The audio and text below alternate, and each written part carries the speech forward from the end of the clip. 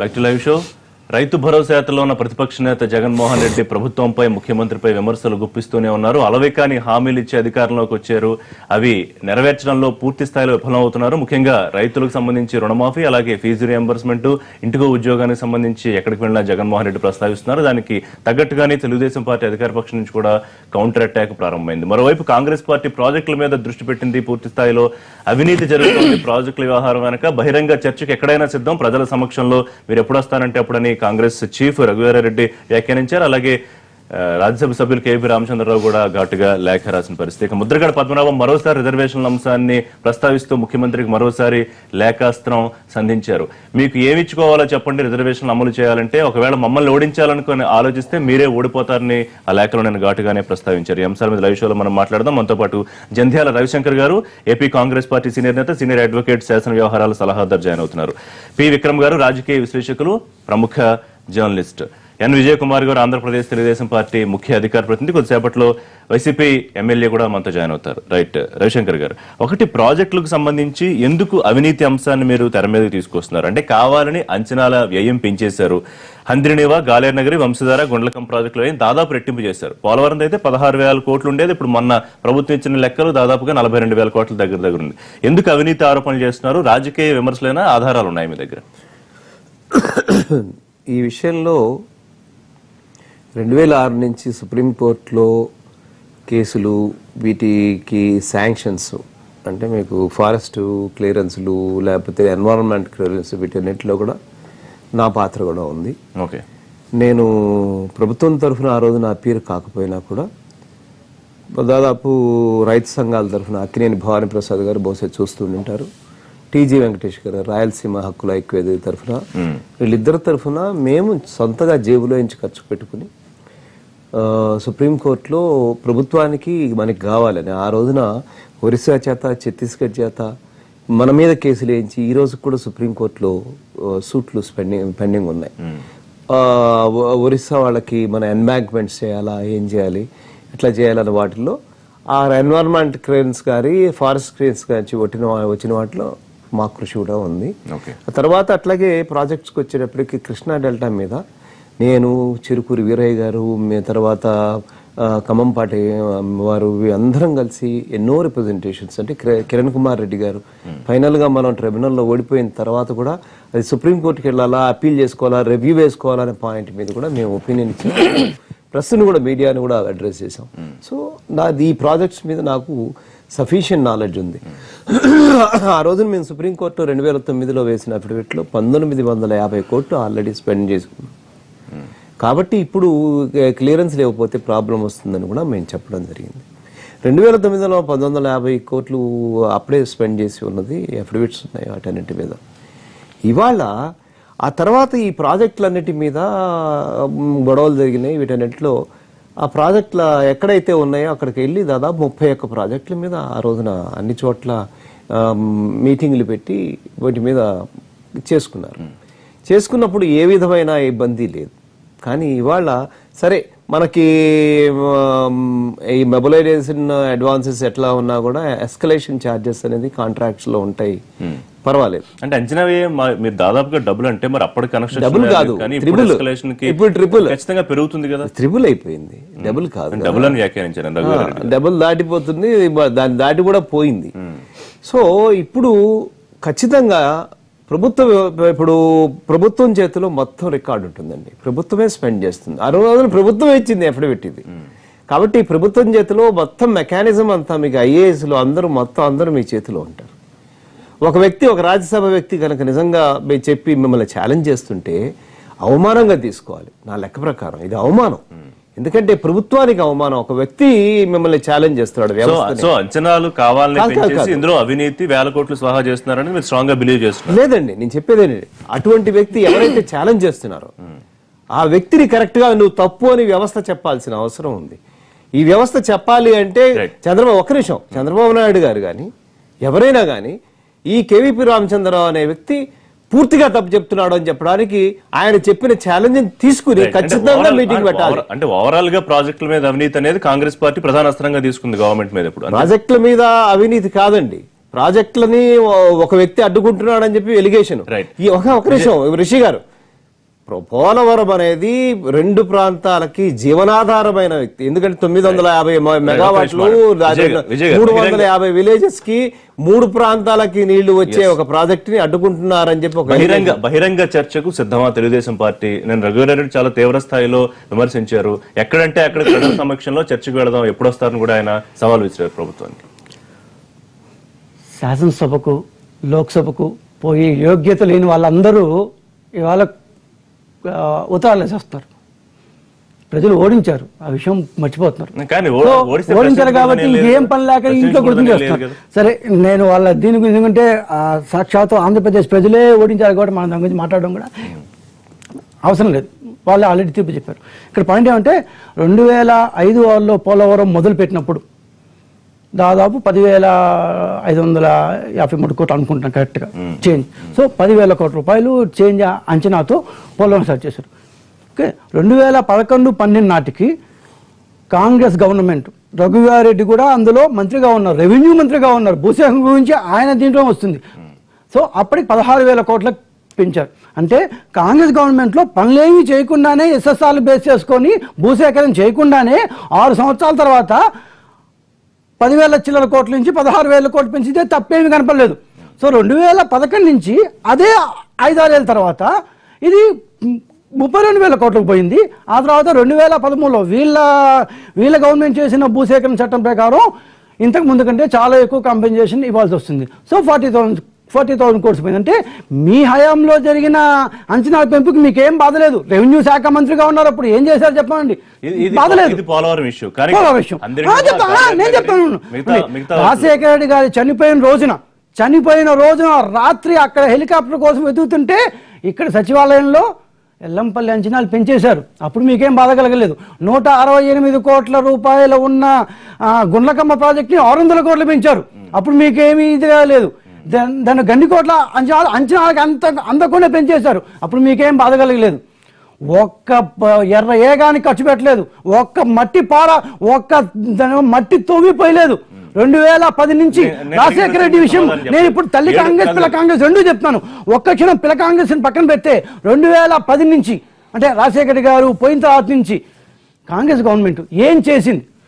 అప్పుడు వాళ్ళు చెప్పారు 16,000 కోట్లు 2011లో ఇచ్చింటే 2010 నుంచి సంవత్సరానికి 2,000 కోట్లు ఇచ్చినా కూడా ఈ కేవీపీ గారు అప్పుడు ఏం చేస్తున్నారు? ఈ రఘువీరారెడ్డి గారు అప్పుడు ఏం చేస్తున్నారు? సంవత్సరానికి 2,000 కోట్లు ఇచ్చినా కూడా చెప్పండి.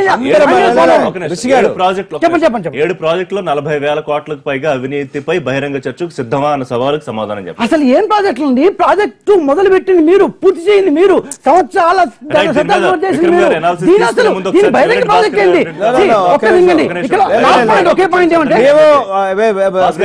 మేము వారు మాట్లాడుతుంది ఒకటే, నిజమే జరిగిందని చెప్పి మీరు అంటున్నారా? లేదు, ఒక నిమిషం ఖచ్చితంగా గత 10 సంవత్సరాలుగా జరిగినవన్నీ ఇవాళ ఎంక్వైరీ చేయాలి కదా.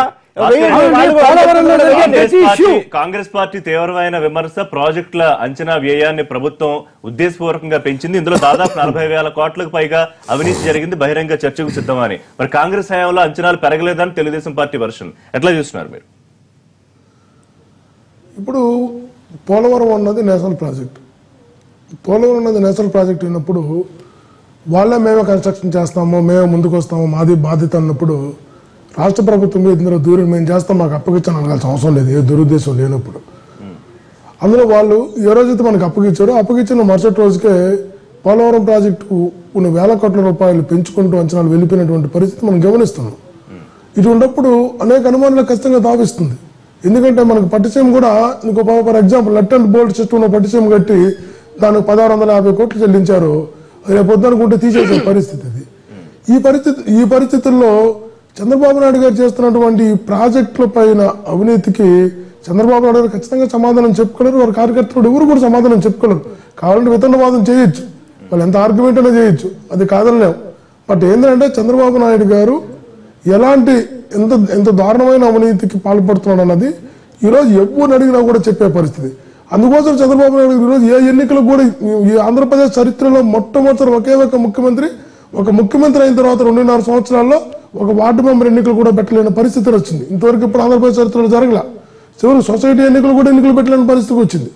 కాబట్టి చంద్రబాబు నాయుడు గారు ఈ తర్వాత పరిస్థితి ఎట్లుంటుందో పార్టీ కానీ ఒక ఆదాయాన్ని సమకూర్చుకోవడానికి పదవిని వాడుకునే పరిస్థితికి వెళ్ళిపోయారు.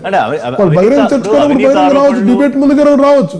ఒకటి భాస్కర్ రెడ్డి గారు, అవినీతి ఆరోపణలు చాలా ఈజీగా ఎవరైనా ఎవరి మీదైనా చేయొచ్చు. దానికి తగిన ఆధారాలు వైసీపీ దగ్గర లేకపోతే కాంగ్రెస్ దగ్గర ఉండడం అనేది చాలా ముఖ్యం కదా. ఎందుకంటే 7 ప్రాజెక్టులో 40,000 కోట్ల అవినీతి మీరు చేసేసారని నోటి మాట అనొచ్చు. గతంలో మీరు 1,40,000 కోట్ల దాకా రాజధాని భూముల వ్యవహారంలో అవినీతి జరిగిందని ఒక బుక్ కూడా ప్రింట్ చేశారు. కానీ దానికి తగ్గ ఆధారాలు ఉండాలి కదా. ప్రజల్లోకి వస్తే ఇస్తారండి, ఆధారాలన్నీ ఇస్తారు. ఆధారాల కోసమే ఆధారాలు ఉన్నాయి కాబట్టి చర్చకు రమ్మంటున్నావు. ఆధారాలు లేకుండా చర్చకు ఎందుకు రమ్మంటావు? ఆధారాలు ఉన్నాయి కాబట్టి చర్చకు రమ్మంటాం. ఎక్కడ పెట్టాలి ఆధారాలు? మీ ముందరే పెడతాం, ఎన్టీవీ ముందరే పెడతాం. వాళ్ళు ఎవరు వచ్చినా సరే ఆధారాలతో పాటు ప్రూవ్ చేయడానికి సిద్ధంగా ఉన్నాం. చంద్రబాబు నాయుడు చంద్రబాబు నాయుడు సీక్రెట్ గా అవినీతి చేయడంలా, అవినీతి జరగలేదు ఆధారం లేకుండా కారణం లేదు. తను బహిరంగంగా ప్రత్యేకించి అవినీతి చేస్తున్నప్పుడు ఆధారాలు సక్రమంగా ఉన్నాయి. తను ఎక్కడ భయపడడం లేదు. అది ఆశ్చర్యకరమైన అంశం ఏంటంటే చంద్రబాబు నాయుడు గారు కూడా లేదు. జగన్మోహన్ రెడ్డి చేస్తున్నారు. సుప్రీంకోర్టు వస్తే మేము వస్తాం. ఎక్కడ ఏ చర్చకైనా చెప్పండి చెప్పండి. ఇప్పుడు మేము సుప్రీంకోర్టు ఈ ఆధారాలు మా దగ్గర ఉన్నాయి అని సుప్రీంకోర్టులో పెట్టాం. సుప్రీంకోర్టు దీంట్లో ప్రైమా ఫేసి ఉంది అని హైకోర్టుకి ఇచ్చింది, హైకోర్టు సిబిఐకి ఇచ్చింది. అదేవిధంగా మీకు నిజంగా ఆధారాలు ఉంటే కాంగ్రెస్ పార్టీకి కానీ యాజ్ వెల్ యాజ్ దాని వైఎస్ఆర్ పార్టీ కానీ రాష్ట్రంలోని అభివృద్ధి అడ్డుకున్న 2 పార్టీలు కూడా వాళ్ళ దగ్గర నిజమైన ఆధారాలు ఉంటే let them go to high court, let them go to supreme court. ఎందుకు ప్రజలు ఎంతమంది ప్రజలు చేస్తాం? 50 మంది చేస్తాం, 50 మంది 100 మంది 5,000 మంది చేస్తాం. ఎందుకంటే భారతదేశంలో న్యాయాన్ని చట్టాన్ని సుప్రీంకోర్టు ఉంది. ధైర్యంగా చెప్తాను నేను, మేము ధైర్యంగా చెప్తున్నాం సుప్రీంకోర్టుకి వెళ్తాం. నువ్వు ఈ ప్రజల ముందు పెడతావు, ముందు పెడతావు. విజయ్ కుమార్ గారు ఒప్పుకుంటున్నాం.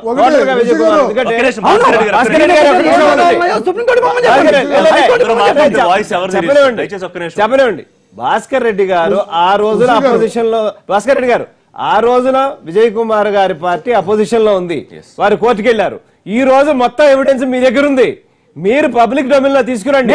తీసుకొచ్చి ఎవరైతే మీ చేతిలో వ్యవస్థ ఉంది,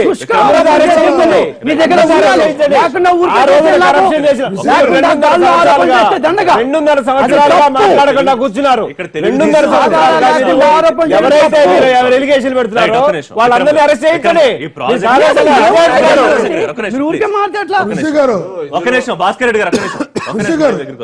ప్లీజ్ ఒక్క నిమిషం అండి. రైట్, విక్రమ్ గారు ఎట్లా చూస్తారంటే అవినీతి జరుగుతుందని ఆరోపణలు చేయడం తేలికే. అంటే ఇప్పుడు 2 రాష్ట్రాలు కూడా ప్రాజెక్టులకు సంబంధించి భారీ అవినీతి ఆరోపణలు వస్తున్నాయి. దీన్ని ప్రభుత్వం కాదు అని నిరూపించుకోవాల్సిన అవసరం ఉందా? అంటే ఇందులో 2 ఉన్నాయండి. ఒకటేమో పోలవరం కేవీపీ రామచంద్రరావు గారు లేఖలు రాయటం అది ఒకటి. సరే, రఘువీరారెడ్డి గారు కూడా అదే సమయంలో నిన్న కూడా లేఖ రాశారు. 7 ప్రాజెక్టులో దాదాపు 40,000 crores ఎంతో అవినీతి జరిగిందని. ఫస్ట్ ఆఫ్ ఆల్ ఈ వివాదం అంతా అసలు ఎలా మొదలైందంటే, అంటే పోలవరానికి సంబంధించి మనం చూస్తే ఇటీవల కాలంలో కొంచెం తెలుగుదేశం అగ్రెసివ్గా అప్పర్ హ్యాండ్లో తీసుకున్నది. ఎప్పుడైతే నాబార్డు రుణం వచ్చిందో 1980 కోట్లు రుణం తీసుకుంది, దాన్ని ఏంటంటే ఎక్కువ గ్లోరిఫై చేసినట్టుగా చేయటం. తర్వాత వెంకయ్యనాయుడు గారు, తర్వాత తెలుగుదేశం వాళ్ళంతా అంటే పోలవరం నా కళ సాకారం అయింది అని అంటాం. తర్వాత ఇందిరా సాగర్ అనే పేరు మార్చేయటం. తర్వాత గత ప్రభుత్వంలో చేసినటువంటి అంటే ఆల్ సెడ్ అండ్ డన్, ఇది గతంలో కాంగ్రెస్ పార్టీ మొదలుపెట్టింది రాజశేఖర రెడ్డి గారు ఉన్న సమయంలో. అంటే 1980లో అంజయ్ గారు ఫౌండేషన్ స్టోన్ వేయటం, తర్వాత ఆగిపోవటం. తర్వాత 2005లో జలయజ్ఞంలో భాగంగా దీన్ని తీసుకొని కొంత ఖర్చు పెట్టారు, దాదాపు ఒక 4,000 కోట్ల వరకు ఖర్చు పెట్టారు. సరే, ప్రభుత్వం అనేది కంటిన్యూస్ ప్రాసెస్. తర్వాత రాజశేఖర రెడ్డి గారి మరణంతో విజయ్ కుమార్ గారు అన్నట్టుగా కొంతవరకు అసలు ఆగిపోయింది, పనులు ఆగిపోయింది. అయితే అప్పుడు తెలుగుదేశం కంటెన్షన్ ఏంటంటే ప్రాజెక్టు అనుమతులు లేకుండా కుడి కాలువ ఎడమ కాలువ తవ్వేశారు. దాంట్లో పెద్ద ఎత్తున అవినీతి జరిగింది అనేటువంటిది ఒక ఆరోపణ చేశారు. ఆ రోజున ఆరోపణలు చేసిన సందర్భంగా ఆ రోజు ఏం చేశారంటే, ప్రాజెక్టుల దగ్గర ఇందాక రవిశంకర్ గారు చెప్పినట్టు ఒక చర్చ, ప్రతి ప్రాజెక్టు దగ్గరికి వెళ్ళారు. అప్పుడు సానా మారుతి గారు ఉన్నారు, ఆయన సాగురంగ నిపుణులు, ఎమ్మెల్యేగా ఉన్నారు. సో వారు తెలుగుదేశం తరఫున అటెండ్ అయ్యారు. సరే కొన్ని ప్రాజెక్టులు అయ్యారు, తర్వాత అది సబ్సిక్వెంట్ గా వదిలేశారు. అంటే ఇక్కడ అసలు పోలవరంలో ఇక్కడ కంటెన్షన్ ఏంటంటే కేవీపీ గారు రాయటం, కాంగ్రెస్ పార్టీ కాంగ్రెస్ ప్రభుత్వం రాజశేఖర రెడ్డి గారి పేరుని అసలు కనీసం ఎక్కడ మాట్లాడకుండా, ఎందుకంటే అనుమతులు ఇవన్నీ తీసుకొచ్చారు, ఆద్యుడు ఆయన గురించి అసలు అంటే కాంగ్రెస్ రోల్ లేదు, కాంగ్రెస్ ప్రభుత్వం రోల్ లేదు, లేకుండా మమ్మల్ని తగ్గించేశారు. తర్వాత ఇందిరాసాగర్ పోలవరం అనే దాంట్లో ఇందిరాసాగర్ తీశారు, ఇందిరాగాంధీ గారు మీకు రాజకీయ భిక్ష పెట్టారు అనేటువంటి ఊర్లో ఉన్న రాష్ట్రంలో ఉన్న ప్రాజెక్ట్ ఇందిరా నెహ్రూ పెట్టుకుంటే ఇక్కడ సమస్యలు ఏంటంటే గత 2 సంవత్సరాలుగా పోలవరానికి ఏంటంటే కేంద్రం తక్కువ నిధులు కేటాయించిన నేపథ్యంలో ఇది పెద్ద వివాదాస్పదం కాలేదు. ఎప్పుడైతే ఈ ప్యాకేజీ ఆర్థిక ప్యాకేజీ మనం కేంద్రం నుంచి అంటే స్పెషల్ స్టేటస్ బదులుగా వచ్చిందో, ఎప్పుడైతే నాబార్డు రుణం వచ్చిందో, తర్వాత ఒక్కసారిగా కొంచెం కాంగ్రెస్ అదే తెలుగుదేశం వాళ్ళు దీన్ని ఎక్కువ ప్రచారం చేస్తున్నారు. అంటే అంటే అసలు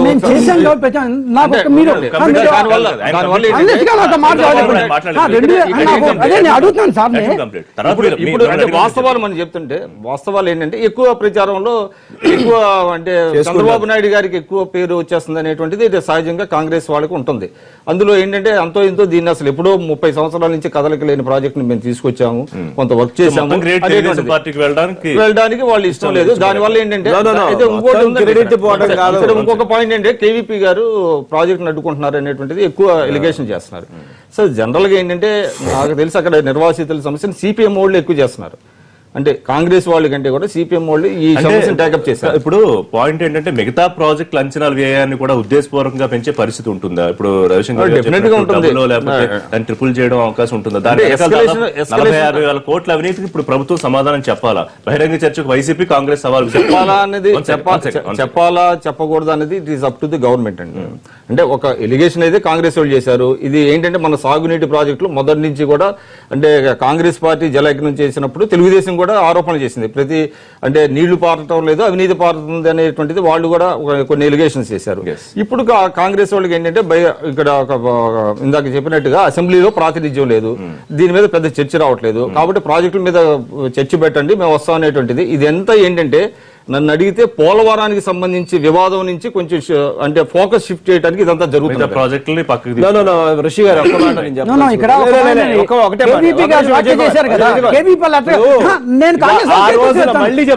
మళ్ళీ చెప్తున్నాను ఆ రోజున కాంగ్రెస్ ప్రభుత్వం 31 మీటింగులు 31 ప్రాజెక్టుల దగ్గర పెట్టింది. ఈ రోజు తెలుగుదేశం ప్రభుత్వం 31 ప్రాజెక్టుల దగ్గర మీకు 44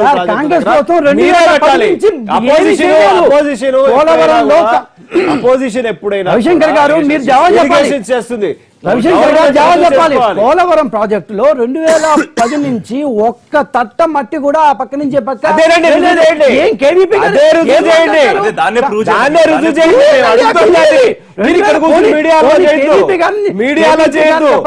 ప్రజల్లోకి వెళ్దాము, అక్కడ